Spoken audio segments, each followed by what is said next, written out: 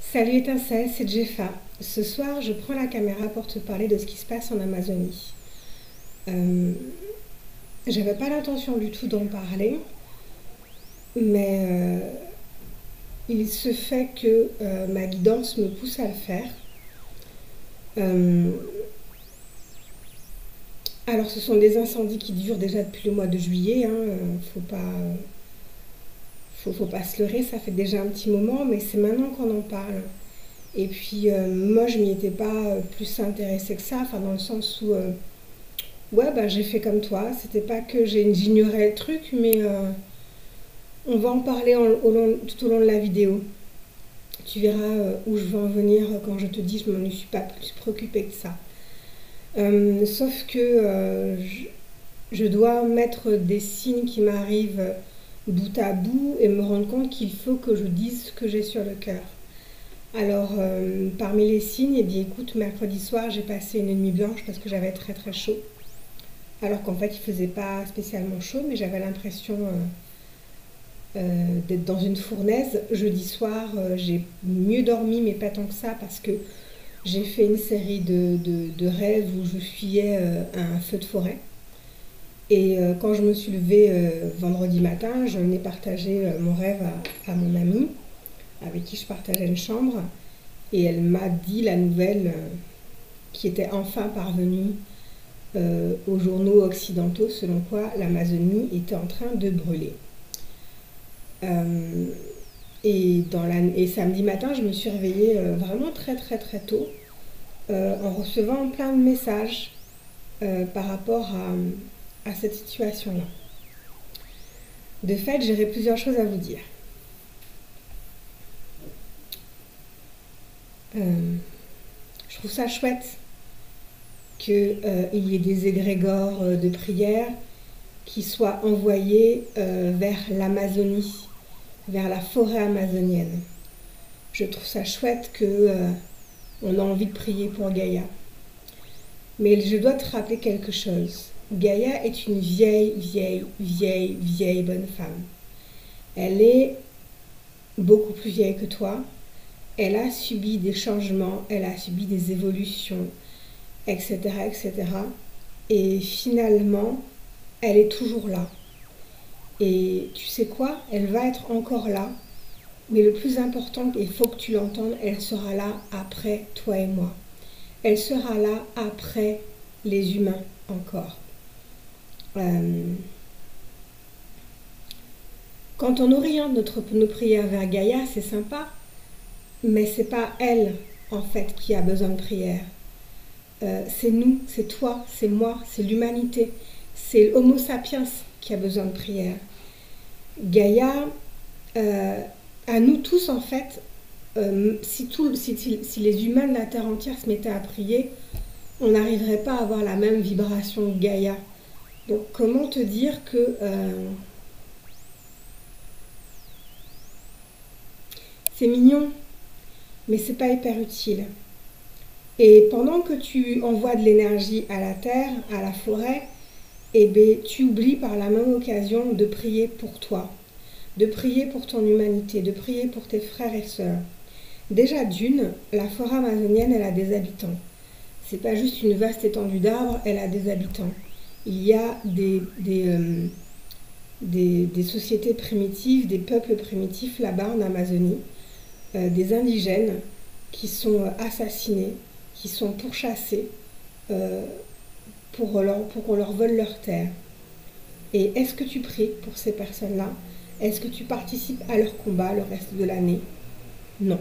Pourtant, ça c'est une information que toi et moi, nous avons depuis très très très très longtemps, que les indigènes de la forêt amazonienne sont persécutés. J'ai entendu aussi, j'ai vu les véganes se réjouir, comme quoi, c'est bien sympa vos hashtags Pray for Amazonia, mais il faudrait vous rendre compte que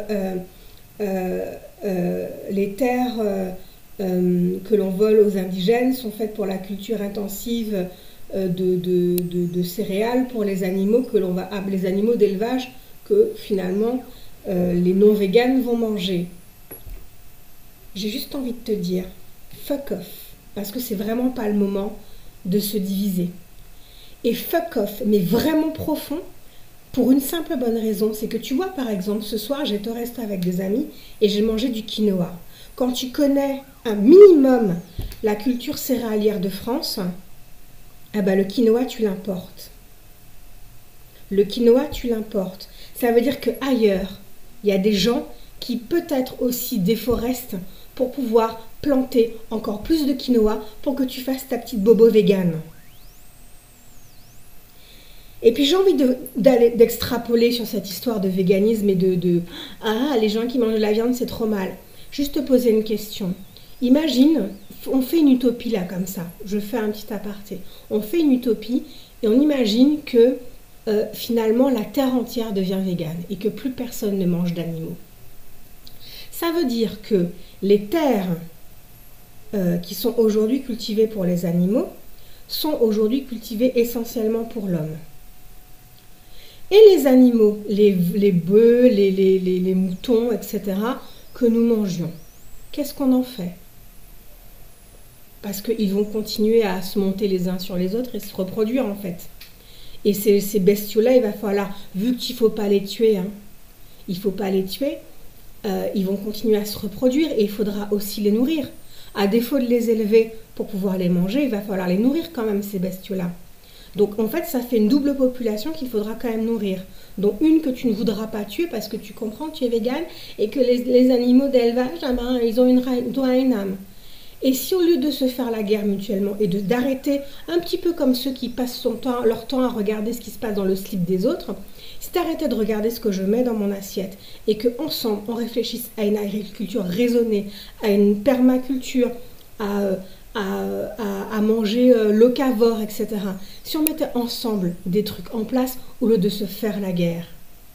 Parce que Sapiens, laisse-moi te dire une bonne chose.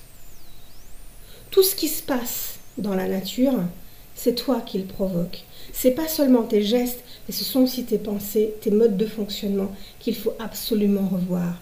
Ce n'est pas pour Gaïa qu'il faut prier, c'est pour toi. C'est pour toi. C'est pour toi au quotidien. C'est pour toi quand tu vas faire tes courses. Est-ce que tu as réellement besoin d'avoir des placards blindés d'autant de cochonneries industrielles? Est-ce que tu ne peux pas apprendre à tes enfants à manger à heure fixe, à manger correctement, à manger des plats que tu auras préparés? Est-ce que ça ne te fend pas le cœur d'avoir toute cette bouffe que finalement tu vas jeter, tu vas gaspiller? Tu vas même pas en faire profiter éventuellement tes voisins, tes voisines ou même les SDF et les associations qui s'occupent des plus démunis. Tu vas jeter. Tu vas jeter. Tu gaspilles. Tu achètes des trucs qui ne servent à rien. Tu te fais enculer par du marketing. Tous les trucs de comme j'aime, etc. qu'on te vend à longueur d'année, en fait, finalement. Ça sert à rien pour peu que tu prennes le temps. Mais prendre le temps, tu veux pas prendre le temps. Tu veux pas prendre le temps pour toi. Tu veux pas prendre le temps pour les autres. Tu veux pas prendre le temps de méditer. Tu veux pas prendre le temps de prier. Tu ne veux pas prendre le temps. Et en ne prenant pas le temps, eh ben, on a le feu au cul, et bien on a le feu à la forêt. C'est juste une transposition bête et méchante de cette précipitation dans laquelle tu es tout le temps, à consommer, critiquer ce que les autres font, etc., au lieu de faire ta part et de t'occuper de ton cas. Alors, j'ai envie de te dire un truc, autre chose par rapport à toutes ces histoires de pollution, d'agriculture, etc. Je te le dis, Julien, j'aurais pu prendre le temps de faire une vidéo et puis de dire avant, ouais, je fais mon petit plan grand 1, grand 2, grand 3 et je vais te parler. Mais moi, ça m'est venu en vrac ce matin entre 5h et 7h du matin, donc je te le balance en vrac aussi. Je te parlais tout à l'heure du fait que on a pas mal de céréales, enfin pas de céréales seulement, on produit 50% de blé en France, la France produit 50% de blé, donc d'autres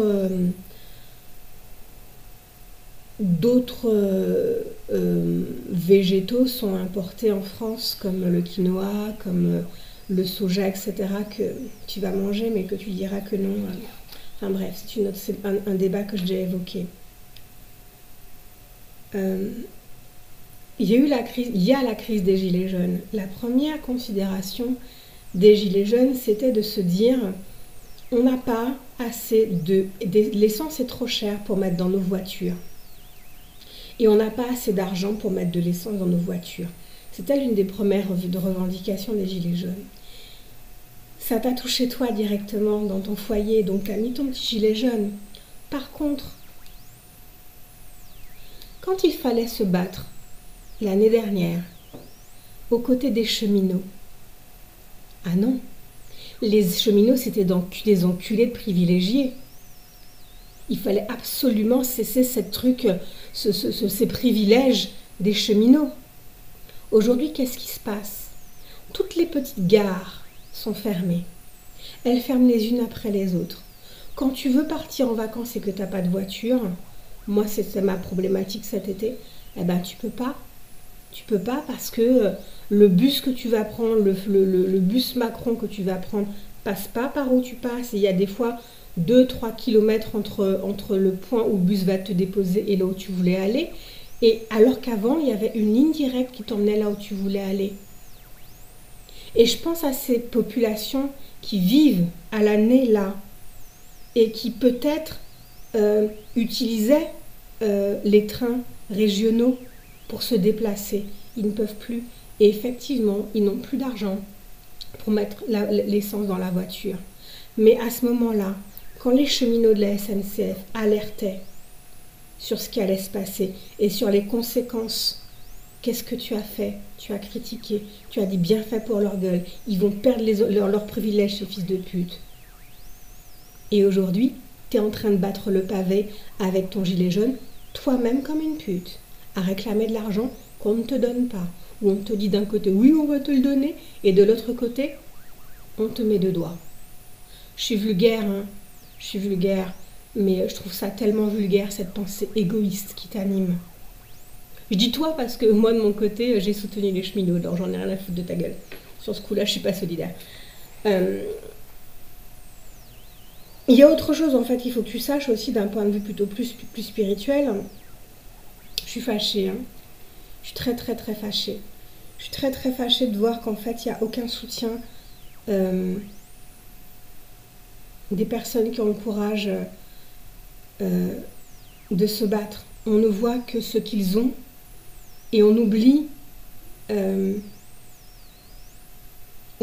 en fait que ce qu'ils ont, ce qu'ils font, c'est parce qu'ils participent réellement et très concrètement au bien commun. Je travaillais longtemps pour les violences contre les femmes et j'ai des très bons souvenirs de soutien de contrôleurs de la SNCF, en fait.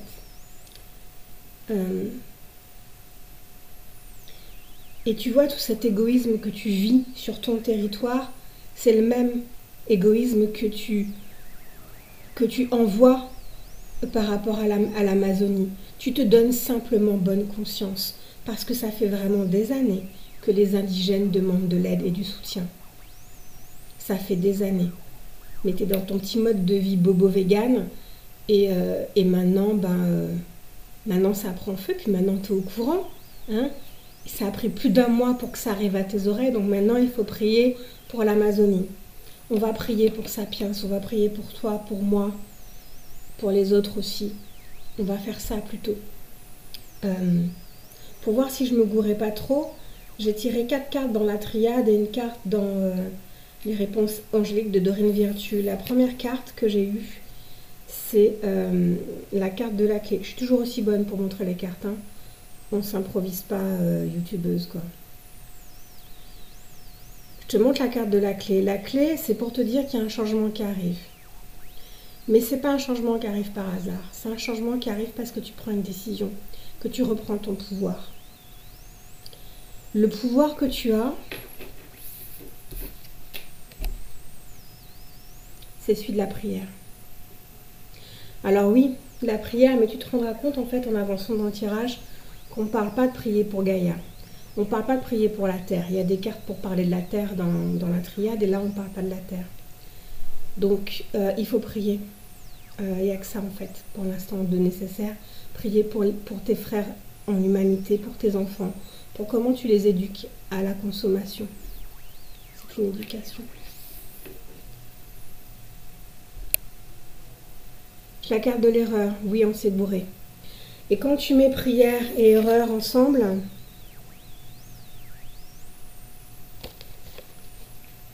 dans ce sens-là. Quand tu mets prière et erreur ensemble, ça donne repentir. Ça dit que on fait un monde honorable. On prend conscience des conséquences de nos actes. C'est toujours pas pour Gaïa qui compris, hein, là tu te rends bien compte. Gaïa, elle n'a rien fait, mis à part subir. Donc c'est pas à elle, la victime, de demander pardon. C'est pas à elle de tirer conséquence de ses actes. C'est à toi, à moi, à nous, ensemble. Il va falloir prendre des décisions. Il va falloir prendre des décisions. Il va falloir reprendre ton pouvoir de décision. Ces décisions-là, c'est comment je consomme au quotidien. Que je sois végétarien ou pas végétarien, ça regarde que toi. Ça ne regarde que toi à condition que tu manges en conscience. Pas parce que la secte des véganes te l'a ordonné, pas parce que tu penses que tu ne peux pas te passer des viandes. On peut manger autrement.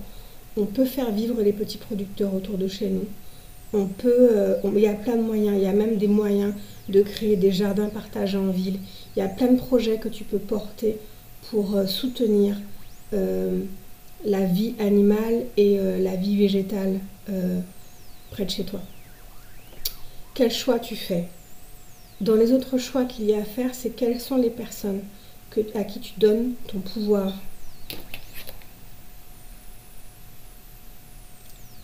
Comment tu agis en termes d'élection? Est-ce que tu as envie... Alors, les gens qui me connaissent le savent un peu.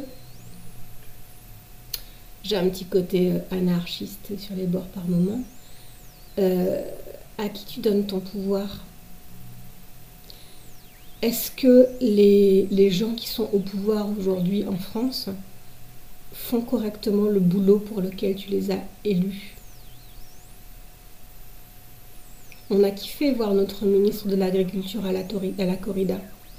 Puis il n'en rate pas une à la corrida. Hein. C'est son truc de chaque année, la corrida. Hein. On avait très envie de le voir là, c'était vraiment sa place. Est-ce que ces gens-là méritent? Ils nous traitent comme le petit peuple. Et ils oublient que s'ils sont où ils sont aujourd'hui, c'est parce que nous avons donné mandat pour qu'ils y soient. Ils ne font pas leur travail. Qu'est-ce qu'on fait pour les déloger? À moi tout seul, j'ai pas d'idée, faut pas croire. Si j'ai pas les chiffres du loto, j'aurais pas les idées pour tout non plus. Je suis pas très pragmatique comme ça, faut pas compter sur moi. Bref, il y a toute une série de décisions à prendre, de choses à revoir, et il y a une prière à faire pour qu'on puisse s'en sortir ensemble, en communauté. Dans les anges de l'amour, j'ai sorti la carte du rétablissement. Gaïa, elle va s'en sortir. Elle s'en sort toujours. Ça fait des millénaires qu'elle s'en sort. Elle s'est pris des comètes dans la gueule, des astéroïdes dans la gueule. Elle est encore là, tu vois. Par contre, c'est sûr que le règne animal, dont nous faisons partie, a pris cher. Mais elle s'en sort toujours. Donc tant que l'humanité, tant que Sapiens a droit au chapitre, ça serait bien que Sapiens l'utilise correctement. On demande, je le répète à longueur d'année, on prie et on prend une décision. Alors dans le jeu c'est sorti comme ça et après comme ça, mais ça marche très bien. Ta décision, c'est de te retourner vers Dieu et de faire amende honorable, de demander pardon, de prendre conscience, d'assumer tes conséquences, de te laisser éclairer pour faire de bons choix. L'autre point que je voudrais soulever, c'est le côté territorial aussi qu'on a tendance à oublier. on sait que chaque hiérarchie des anges, chaque ange, enfin, chaque territoire du monde est sous l'autorité d'un ange. Je n'ai pas pris le temps de te chercher. Chaque est sous l'autorité d'un ange. En d'autres termes, les véritables personnes concernées par ce qui se passe en Amérique latine, ce sont les personnes nées en Amérique latine et dans les Caraïbes. Ce sont ces personnes-là qui sont spirituellement responsables de ce territoire. Moi, en tant que Martiniquaise née en Martinique, je suis responsable de ce qui se passe en Amérique latine et dans la Caraïbe. Je te remercie, toi occidental, né en Occident, en Europe, etc.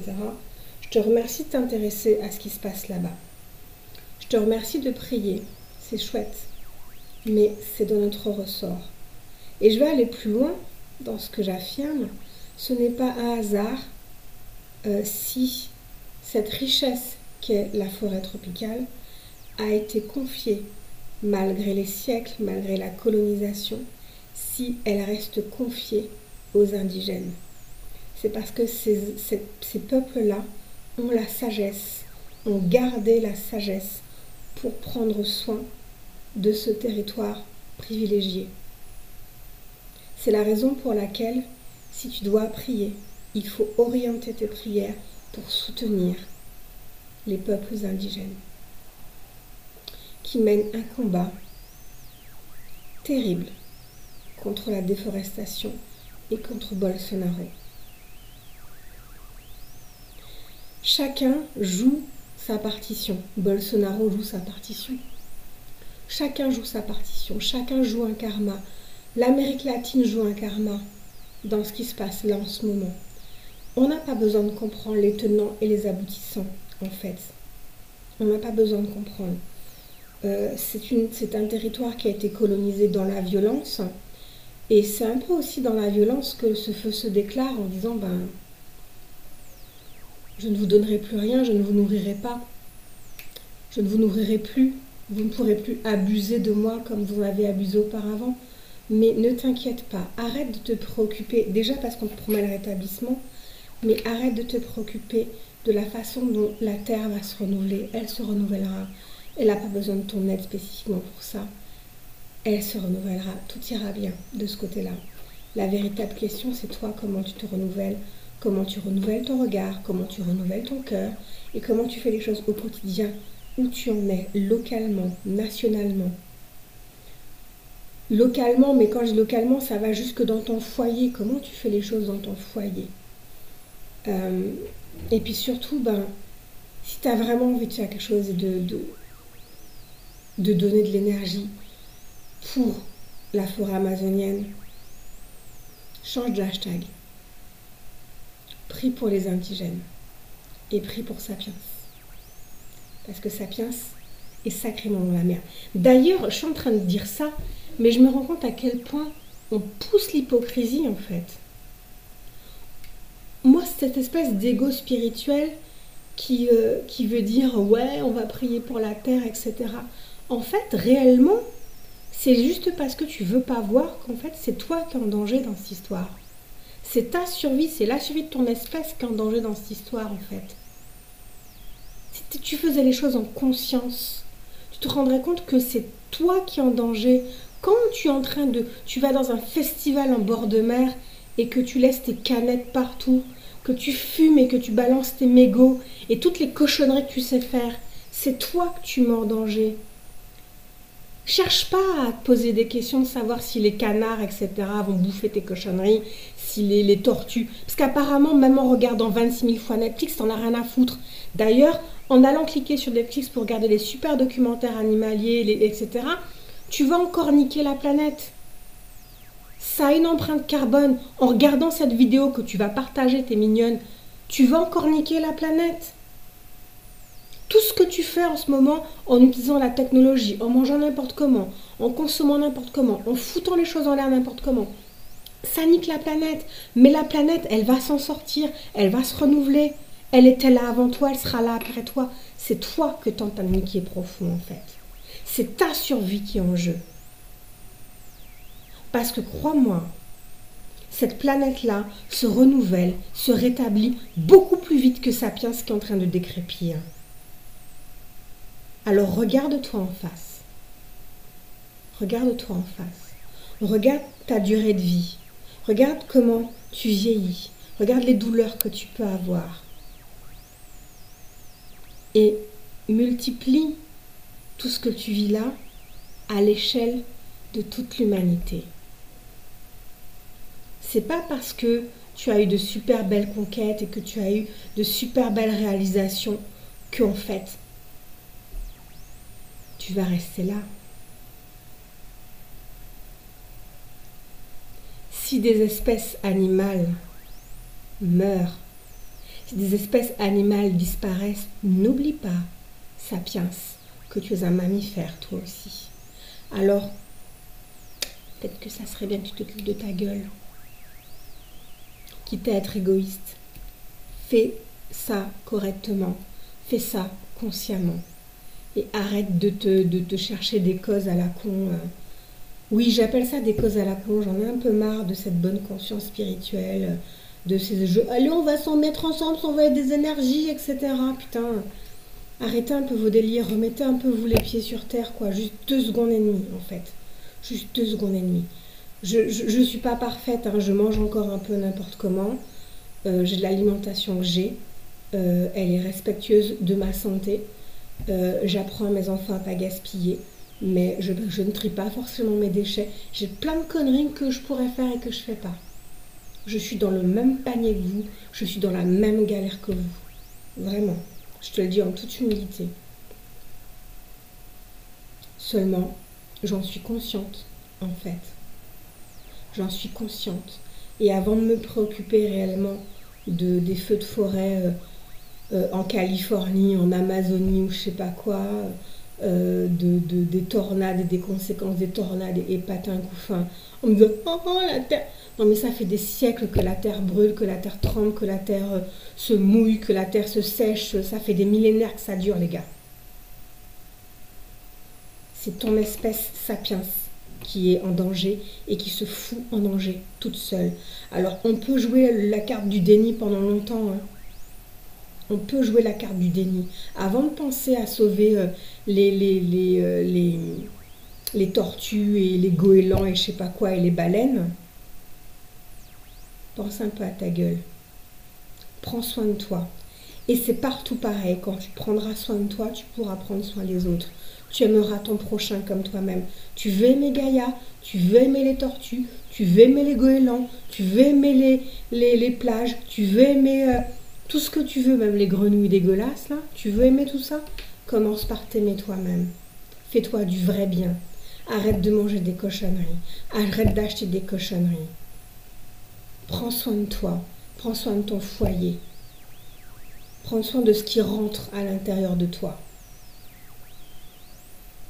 Parce que sérieux, tu chies vraiment, vraiment des trucs dégueulasses. Et qui c'est qui prend? C'est Gaïa. C'est facile hein, de venir la plaindre, d'être à son chevet, etc. Mais en fait, tu sais à quoi ça ressemble? Ça ressemble au patriarche qui va crever et qui a tous les enfants rapaces qui n'en ont rien à foutre de sa gueule, mais qui sont là pour l'héritage quand même. Bah, c'est un peu ce que tu fais. Qu'est-ce que tu fais? Enfin, voilà. Je pourrais tenir des heures sur ça tellement ça m'agace. C'est un euphémisme. Mais je pense que tu as compris le principe. Alors moi, mon hashtag c'est Pray for Sapiens. Salut!